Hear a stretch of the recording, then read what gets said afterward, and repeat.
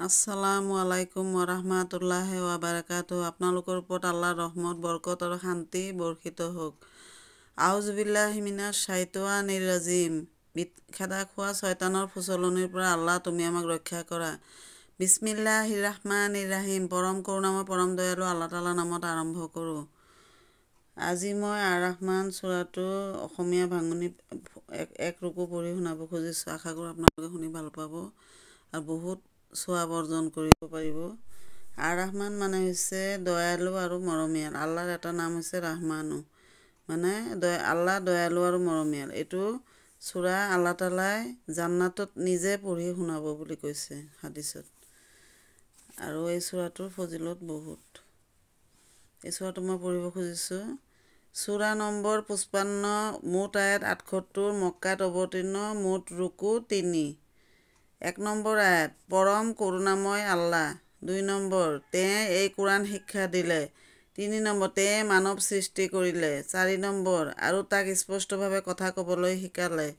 5 number, সূৰ্য আৰু চন্দ্ৰ এটা বিশেষ নিয়ম অনুযায়ী চলে। 6 নম্বৰ, নক্ষত্ৰ আৰু গছ-গছনি আটায়ে আল্লাহক সিজদা কৰে।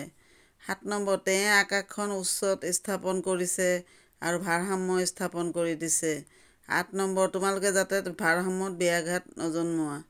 9 নম্বৰ, তোমালোকে ন্যায়ভাৱে ঠিক ঠিক জোখ মাপ কৰিবা আৰু ওজন কম কৰি নিদিবা। 10 নম্বৰ, তেওঁ পৃথিৱীখন সকলো সৃষ্ট জীৱ-জন্তুৰ কাৰণে স্থাপন কৰিছে। 11 নম্বৰ, তাত হৰেক ৰকমৰ সোৱাদ লগা প্ৰচুৰ ফল-মূল আছে। খেজুৰ গছ আছে আৰু তাৰ ফল আৱৰণেৰে আবৃত। 12 নম্বৰ, আৰু আছে নানা তৰহৰ বাকলিযুক্ত শস্য, য'ৰ পৰা তুঁহো হয় আৰু খাদ্যও হয়। 13 নম্বৰ আয়াত, গতিকে হে জিন আৰু মানৱ, তোমালোকৰ প্ৰভুৰ কোনটো অনুগ্ৰহ তোমালোকে অস্বীকাৰ কৰা। 14 নম্বৰ আয়াত, তেওঁ মানৱক সৃষ্টি কৰিছে কুমাৰৰ পোৰা মাটিৰ দৰে শুকান খচা মাটিৰে। 15 নম্বৰ, আৰু জিনক সৃষ্টি কৰিছে অগ্নিশিখাৰে। 16 নম্বৰ আয়াত, গতিকে হে জিন আৰু মানৱ, তোমালোকৰ প্ৰভুৰ শক্তিৰ কোনটো মহিমা তোমালোকে অস্বীকাৰ কৰা। 17 নম্বৰ আয়াত, তেয়ে উভয় পূবৰো প্ৰভু আৰু উভয় পশ্চিমৰো প্ৰভু। 18 নম্বৰ আয়াত, গতিকে হে জিন আৰু মানৱ, তোমালোকৰ প্ৰভুৰ কোনটো ক্ষমতা তোমালোকে অস্বীকাৰ কৰা।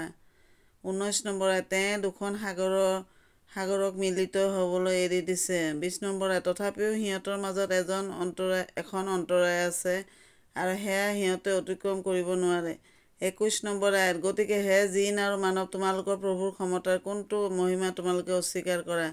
22 নম্বৰ আয়াত, এইবোৰ সাগৰৰ পৰাই মুকুতা আৰু পোৱাল ওলায়। 23 নম্বৰ আয়াত, গতিকে হে জিন আৰু মানৱ, তোমালোকৰ প্ৰভুৰ ক্ষমতাৰ কোনটো মহিমা তোমালোকে অস্বীকাৰ কৰা। 24 নম্বৰ আয়াত, সাগৰত চলাচল কৰা পৰ্বতমান ওখ ওখ বৃহৎ জাহাজবোৰ তেওঁৰে নিয়ন্ত্ৰণাধীন। 25 নম্বৰ আয়াত, গতিকে হে জিন আৰু মানৱ, তোমালোকৰ প্ৰভুৰ কোনটো অনুগ্ৰহ তোমালোকে অস্বীকাৰ কৰা। 1 নম্বৰ ৰুকু সমাপ্ত।